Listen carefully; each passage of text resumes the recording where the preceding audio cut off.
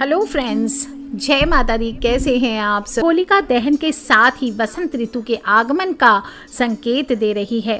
फाग उत्सव है, यानी होली का पावन त्योहार है। होली सिर्फ रंगों का त्योहार नहीं, बल्कि होलिका दहन के द्वारा नकारात्मकता को जलाकर नई ऊर्जा को भी अपनाने का पर्व है। भक्त प्रहलाद की कथा तो आप सभी जानते ही हैं। होलिका जो दानवराज हिरण्यकश्यप की बहन थी और भक्त प्रहलाद की बुआ थी, जिनको अग्नि से ना जलने का वरदान प्राप्त था।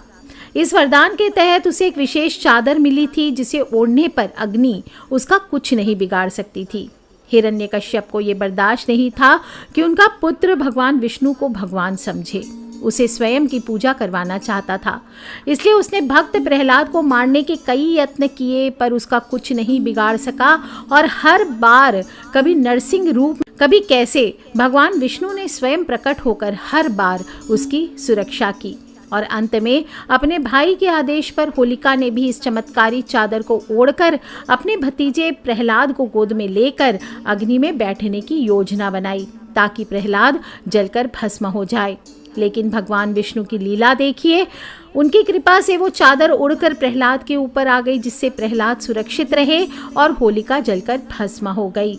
इस घटना से ये सिद्ध होता है कि ईश्वर अपने भक्तों की सदा रक्षा करते हैं और अहंकार और बुराई का अंत निश्चित रूप से होता ही होता है।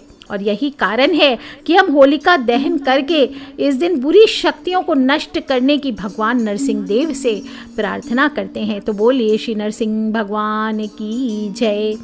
दोस्तों, होली बहुत ही विशेष महा उत्सव है। ऊपर से महातंत्र की मोहरात्रि मानी गई है, और इस दिन जो भी आप उपाय करते हैं, जो भी कार्य करते हैं, आपको बहुत सावधानी पूर्वक और शुभ मुहूर्त में करना चाहिए। फागुन पूर्णिमा के दिन होलिका दहन किया जाता है। साथ साथ लक्ष्मी जयंती भी मनाई जाती है, क्योंकि कहीं कहीं बात आती है कि इस दिन समुद्र मंथन से माता लक्ष्मी का अवतरण हुआ था, और इसलिए इस दिन भगवान विष्णु और देवी लक्ष्मी की पूजा अर्चना करने से विशेष फलों की प्राप्ति होती है, धन का आपके जीवन में आगमन होता है। तो चलिए दोस्तों, बताती हूँ आपको कि ठंडी होली कब पूजनी है, होलिका दहन का शुभ मुहूर्त क्या है। साल होली का त्योहार 14 मार्च को गुरुवार के दिन मनाया जाएगा, और होलिका दहन एक दिन पहले की जाएगी। 13 मार्च को बुधवार के दिन होलिका दहन किया जाएगा। कारण फागुन माह की जो पूर्णिमा तिथि है वो 13 मार्च को सुबह 10:25 पर स्टार्ट हो रही है, और तिथि का समापन अगले दिन यानी 14 मार्च को दोपहर को 12:23 पर होगा। कुल मिलाकर देखा जाए तो ये होली नई ऊर्जा लेकर के आ रहा है, पॉजिटिव चेंजेस लेकर के आ रहा है। होलिका दहन कब करना है? 13 तारीख को करना है।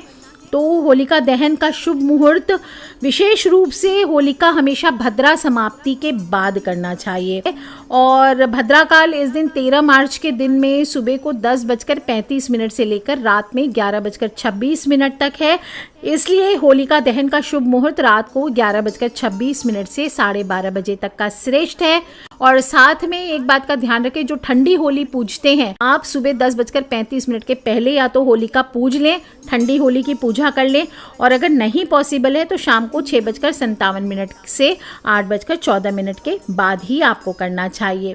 आपको थाली में क्या क्या लेकर के जाना है, कैसे आपको अपनी पूजा की थाली तैयार करनी है। इस दिन बड़ा भोजन बनाया जाता है, सात्विक भोजन बनाया जाता है, बिना प्याज लहसुन तामसी भोजन के। अपनी रसोई को साफ करके जिसके जिसके घर में जो बनाए जाते हैं, कहीं दही बड़े, कांजी बड़े, कैर, सांगरी, फली, राजस्थान में ये बनाए जाते हैं, कहीं पुए पकौड़ियाँ बनती है, तो कहीं गुजिया बनाई जाती है, कहीं रसदार पूड़ी कचौड़ी बनती है।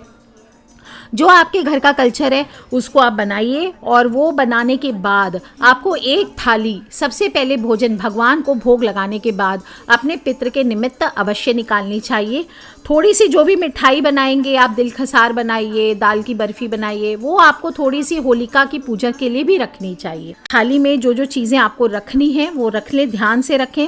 थोड़ा सा कुमकुम या रोली, थोड़े अक्षत, हल्दी की 7 गांठ। उपाय मैं बताऊंगी क्या करना है इससे। हल्दी की 7 गांठ आपको लेनी है।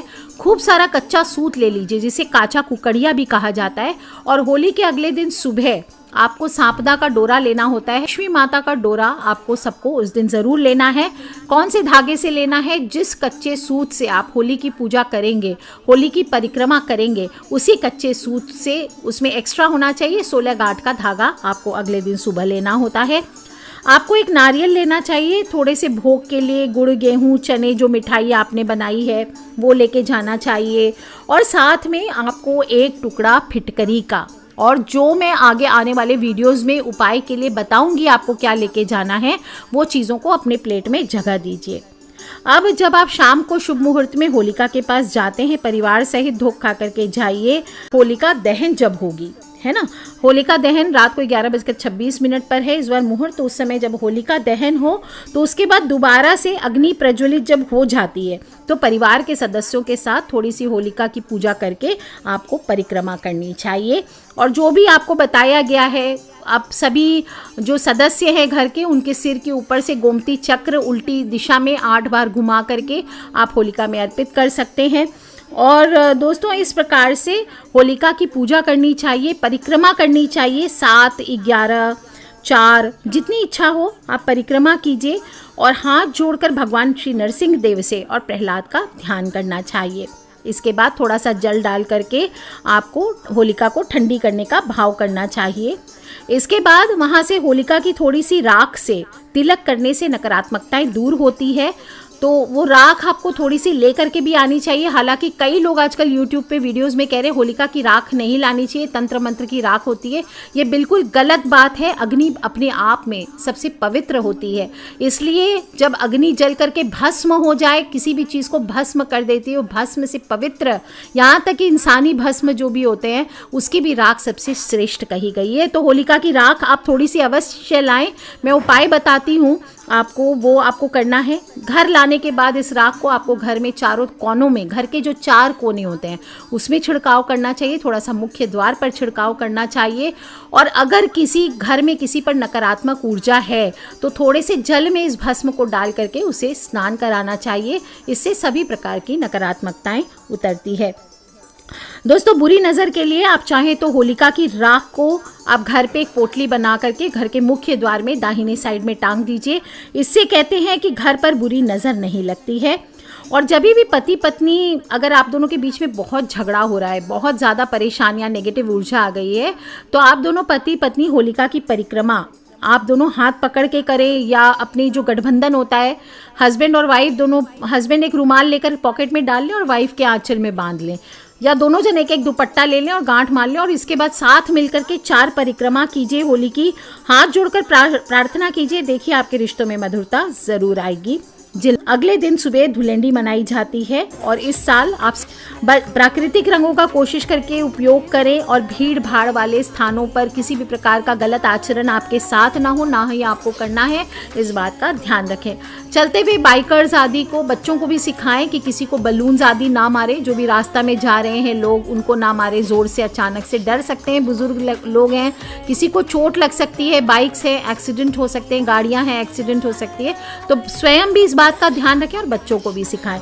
छोटी छोटी बातों का ध्यान रखते हुए दोस्तों, फागुन पूर्णिमा है, सभी लोग इस धार्मिक, सांस्कृतिक और सामाजिक दृष्टिकोण से जो इतना खूबसूरत त्योहार है, इसको मनाइए। अपने फ्रेंड्स, फैमिली, मम्मी पापा, भाई बहन, बच्चे सभी लोगों से शेयर करते रहा करें, खिलखिलाते रहे, मुस्कुराते रहे। Take care friends, love you all. जय माता दी, बम बम भोलेनाथ की। आइए मिलकर जयकारा लगाते हैं। जयकारा शेरावाली दा बोल सांचे दरबार की जय, बम बम भोलेनाथ की जय। आप सभी को होली की हार्दिक हार्दिक शुभकामनाएं। आज के लिए इतना ही। Take care friends, love you all. जय माता दी, बम बम भोलेनाथ।